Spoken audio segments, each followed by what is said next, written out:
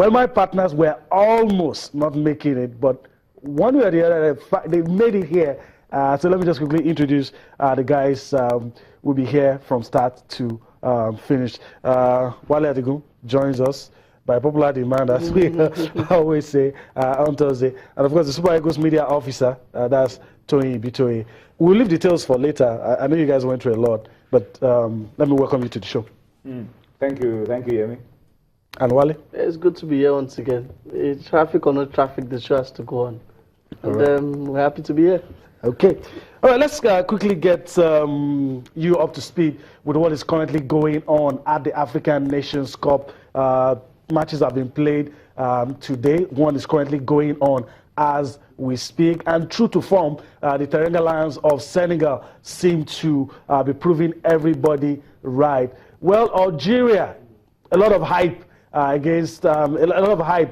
for Algeria, but it seems they are on their way out. They lost to the Carthage Eagles of Tunisia 1-2, and Senegal currently leading against Zimbabwe 2 quick goals. Well, the Zimbabweans were a bit clumsy, but Senegal have shown that give them opportunities, they will take it. But let me quickly allow you to react to Algeria. Did you see this coming at all? Yeah, just to update, Sadio Mane and Henri Sevier were the scorers for Senegal. 2 quick goals in the first 14 minutes, and they're cruising. Yeah. And if they win that, if it stays this way, they become the first to book their place in the next round of the Nations Cup. Everybody's favorite to win. Yeah. One of the top favorites to win, Senegal. For the Algerians, they have flattered to deceive once again. They've been very poor at the Africa Cup of Nations. They do well during the qualifying. They do, they present a fearsome credential coming into the competition. But then once they are there, it's a different Algeria team that we'll see. In 2015, remember, they lost to Ghana in their group, and then lost 3-1 to Cote d'Ivoire in the knockout phase. And everybody thought they were going to win the Nations Cup based on how well they performed the year before the World Cup, Africa's best performance alongside Nigeria.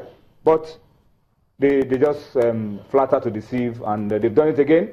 The Algerian team that we saw today didn't look like the Algerian team that we dreaded for so many years on the African continent. But it looks like once the Super Eagles of Nigeria pounded those Algerians, they never got themselves together. They've been demystified, sort of. A lot of noise about Yassin Brahimi, Riyad Mahrez, Ben Taleb, all of these guys, but I could barely see them today. Of course, I think it's been all through the tournament. Their first 2 games, they've struggled to impress. Against Zimbabwe, if not for Rice and Boli, the goalkeeper, they would have lost that game. He was absent today and they lost. But even before the tournament, the signs were there. George is leaking to their 3rd manager in a year, so things are not stable, for Algerian football. So it's something that has been long coming. So they need some stability in there. They're still not out of it yet, but the performance today left a whole lot to be said against Tunisia. I've always said that Tunisia were very unlucky against Senegal, although I thought they were wasteful. Yeah. But today they added efficiency, they added cutting edge to everything, and it just worked for them. Wabi Kazri, fantastic. It was all over the Algerian team, especially in the first half. But I still feel that maybe Algeria can still make it, but it's going to be a very difficult one. Very, very, very difficult one, because their final game is against Senegal.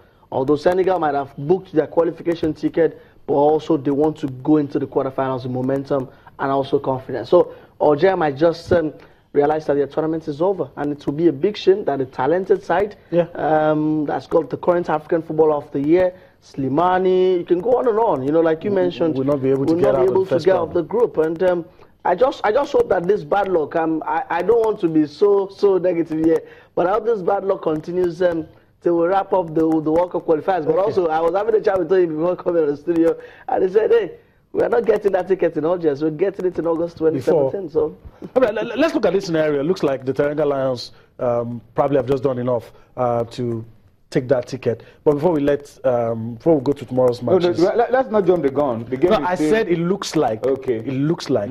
But if that happens, if that scenario plays out, which other team would you pick? Yeah, Tunisia will fancy their chances. After beating Algeria, they will fancy their chances against Zimbabwe. Zimbabwe look like the weakest team in the group. and so everybody will feel on paper.